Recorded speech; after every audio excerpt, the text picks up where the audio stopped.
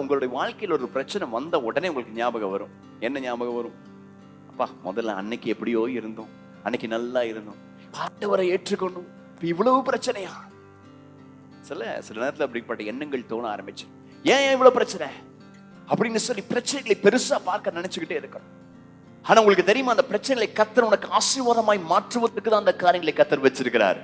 எல்லாம் ஒரு இருதய சிந்தையை கர்த்தர் இந்த நாளில மாற்ற விரும்புகிறார். ஆமென். இன்னைக்கு நம்முடைய இருதயத்துல அந்த காரியங்கள் ஏதோ ஒரு விதத்துல சிந்தைகள் உட்கார்ந்து கொண்டு இருக்கு. அது மாறாதபடி வெற்றி இல்லை. அது நம்மளை பின்தொடர்ந்து கொண்டே இருக்கும். நம்ம நினைப்போம் அது சாதாரணமா இருந்துட்டு போகுது, பரவாயில்லன்னு சொல்லி நினைக்கிறோம். ஆனா உங்களுக்கு தெரியுமா, ஆசீர்வாதத்தையும் பார்க்க விடாது. உங்கள் கையில் அந்த இடத்துல அது விக்கிரகங்களாய் மாறி விடுகிறது. இன்னைக்கு அதுதான் ஒரு ஆசீர்வாதத்துக்கு பெரிய தடையாய் நிற்கிறது.